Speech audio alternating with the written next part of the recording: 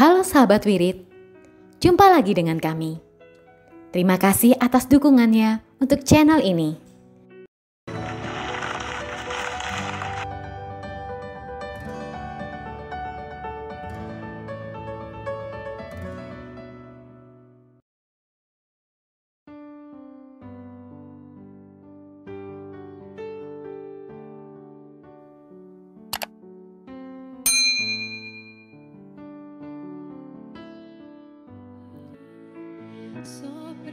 Teman baca Alkitab setiap hari bagi Anda semua. Bacaan kami ambil dari kalender liturgi Katolik.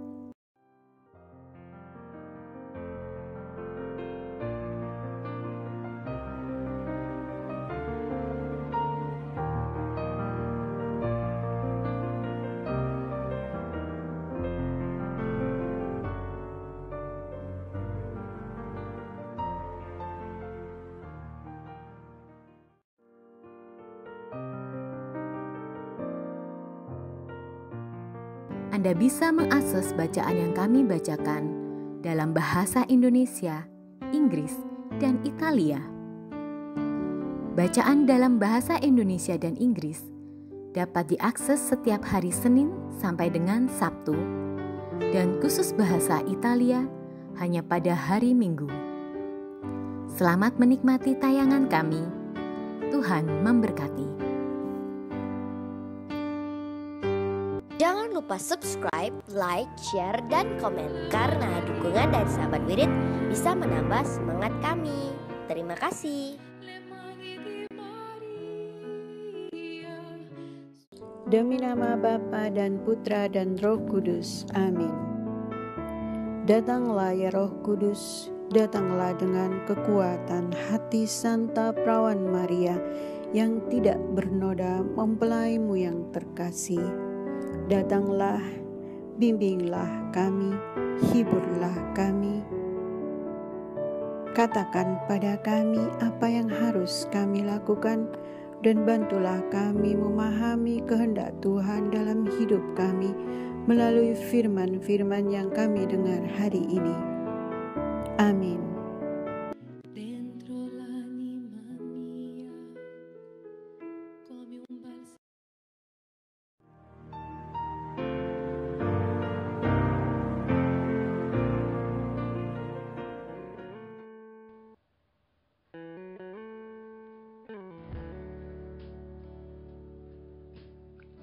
Kalender liturgi 12 Februari 2022, Sabtu Pekan Biasa kelima. Raja Yerobeam membuat 2 anak lembu emas. Bacaan diambil dari kitab pertama Raja-Raja. Setelah menjadi raja, berkatalah Yerobeam dalam hatinya, kini mungkin kerajaan itu kembali kepada keluarga Daud. Jika bangsa itu tetap pergi mempersembahkan korban sembelihan di rumah Tuhan di Yerusalem, maka pastilah hati bangsa ini akan berbalik kepada Tuhan mereka, yaitu Rehabeam, Raja Yehuda. Kemudian mereka akan membunuh aku dan akan kembali kepada Rehabeam, Raja Yehuda. Sesudah menimbang-nimbang, Raja membuat 2 anak lembu jantan dari emas. Lalu ia berkata kepada mereka, "Sudah cukup, kamu pergi ke Yerusalem. Hai Israel, lihatlah, sekarang Allah-Allahmu yang telah menuntun engkau keluar dari tanah Mesir." Lalu ia menaruh lembu yang satu di Betel dan yang lain ditempatkannya di Dan. Maka hal itu menyebabkan orang berdosa, sebab rakyat pergi ke Betel menyembah patung yang satu dan ke Dan menyembah patung yang lain. Yerobeam membuat juga kuil-kuil di atas bukit-bukit pengorbanan dan mengangkat imam-imam dari kalangan rakyat yang bukan dari Bani Lewi. Kemudian Yerobeam menentukan suatu hari raya pada hari yang ke-15 bulan ke-8, sama seperti hari raya yang di Yehuda, dan raja sendiri naik tangga mezbah itu. Begitulah dibuatnya di Betel. Ia mempersembahkan kurban kepada anak-anak lembu yang telah dibuatnya itu, dan ia menugaskan di Betel imam-imam bukit pengorbanan yang telah diangkatnya. Raja Yerobeam tidak berbalik dari kelakuannya yang jahat itu, tetapi mengangkat pula imam-imam dari kalangan rakyat untuk bukit-bukit pengorbanan. Siapa saja yang mau ditahbiskannya menjadi imam untuk bukit-bukit pengorbanan. Dan tindakan itu menjadi dosa bagi keluarga Yerobeam, sehingga mereka dilenyapkan dan dipunahkan dari muka bumi. Demikianlah sabda Tuhan. Syukur kepada Allah.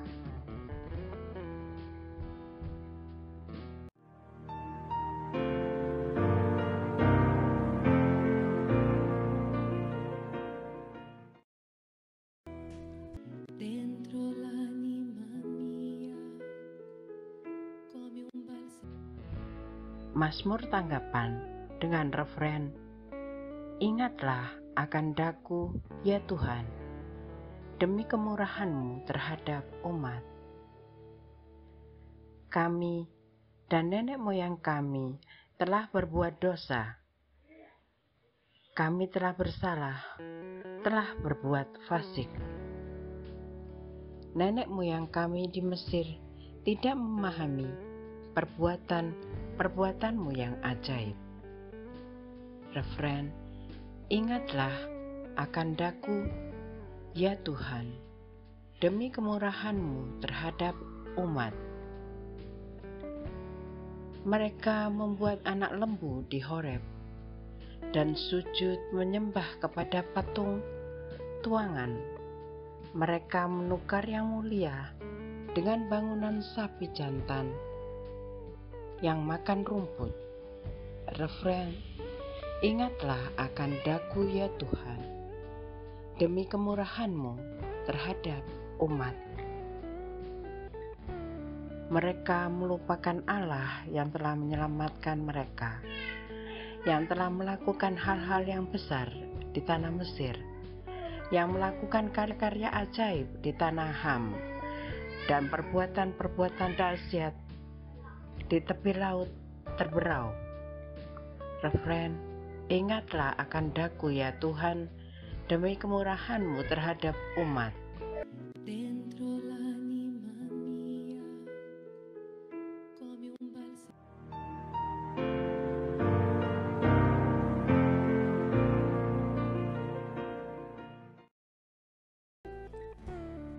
Haleluya, haleluya.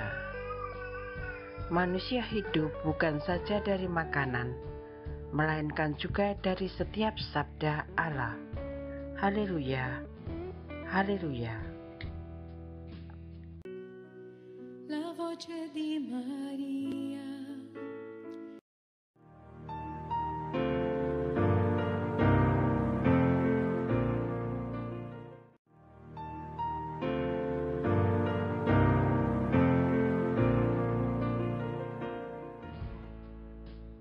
Mereka semua makan sampai kenyang. Bacaan Injil. Mereka semua makan sampai kenyang. Inilah Injil suci menurut Markus. Sekali peristiwa, sejumlah besar orang mengikuti Yesus karena mereka tidak mempunyai makanan. Yesus memanggil murid-muridnya dan berkata, "Hatiku tergerak oleh belas kasihan kepada orang banyak ini. Sudah 3 hari mereka mengikuti aku, dan mereka tidak mempunyai makanan. Jika mereka aku suruh pulang ke rumahnya dengan lapar, mereka akan rebah di jalan, sebab ada yang datang dari jauh." Murid-muridnya menjawab, "Bagaimana di tempat yang sunyi ini orang dapat memberi mereka roti sampai kenyang?" Yesus bertanya kepada mereka, "Berapa roti ada padamu?" Jawab mereka, 7. Lalu Yesus menyuruh orang banyak itu duduk di tanah. Sesudah itu, ia mengambil ke-7 roti itu, mengucap syukur, lalu memecah-mecahkannya dan memberikannya kepada murid-muridnya untuk dibagi-bagikan. Dan mereka memberikannya kepada orang banyak. Mereka mempunyai juga beberapa ikan. Sesudah mengucap berkat atasnya, Yesus menyuruh supaya ikan itu juga dibagi-bagikan. Dan mereka makan sampai kenyang. Kemudian orang mengumpulkan potongan-potongan roti yang sisa sebanyak 7 bakul. Mereka itu ada kira-kira 4.000 orang. Lalu Yesus menyuruh mereka pulang.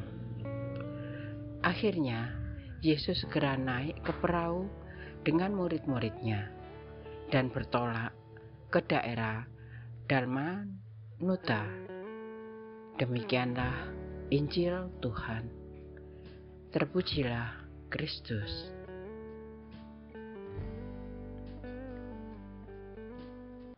Dentro l'anima mia, come un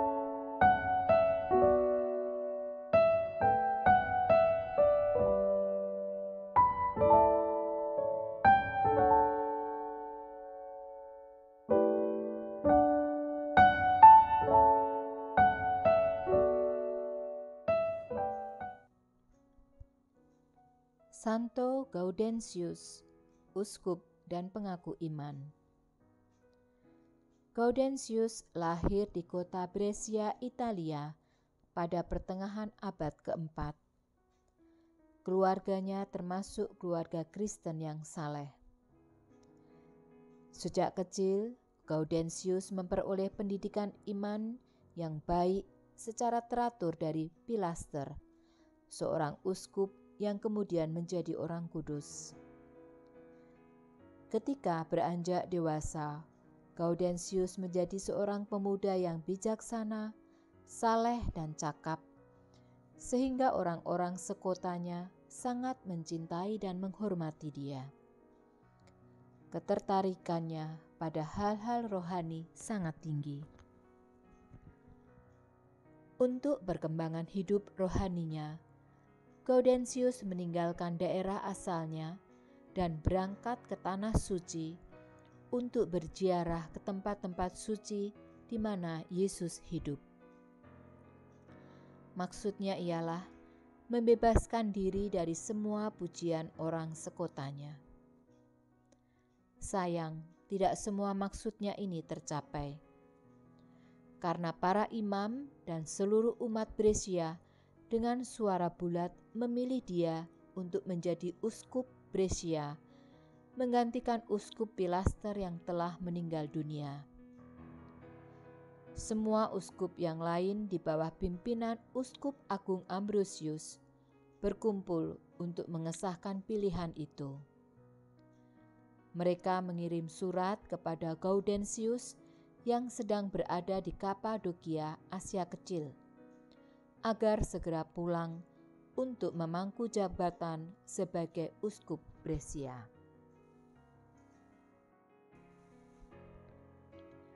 Mendengar berita itu, Gaudentius tidak bisa berbuat apa-apa karena rasa hormatnya yang besar kepada Uskup Agung Ambrosius.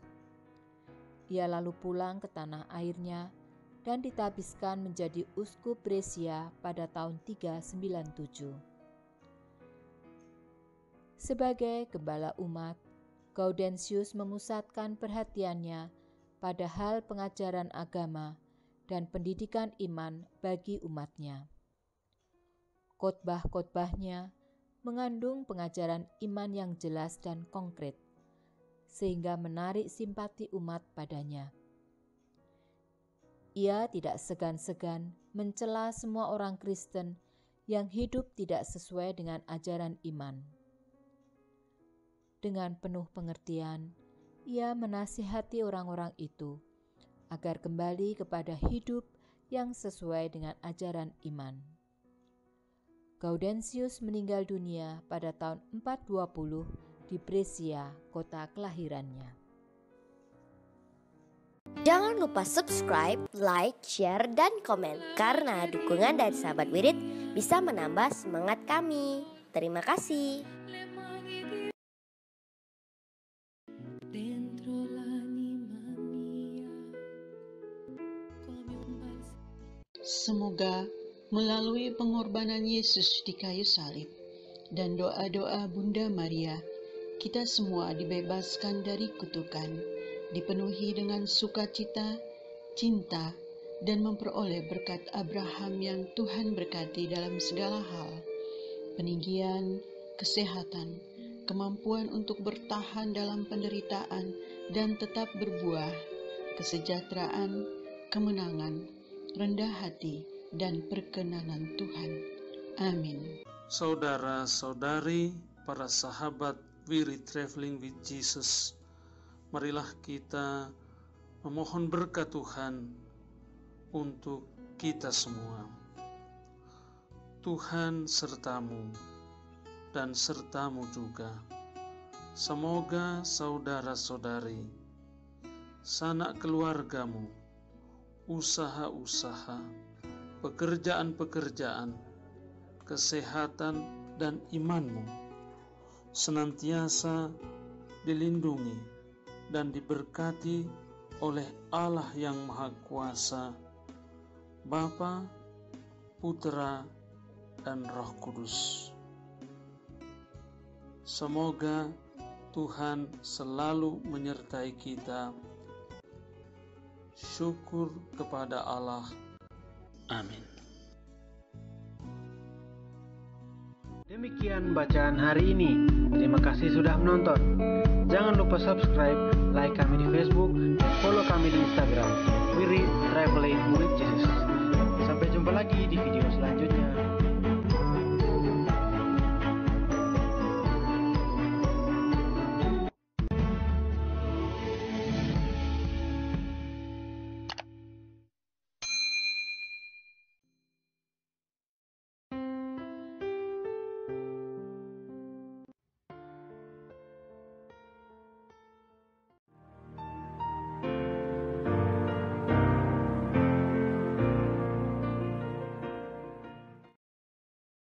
Dentro l'anima mia, come un balsamo. Jangan lupa subscribe, like, share, dan komen karena dukungan dari sahabat Wirid bisa menambah semangat kami.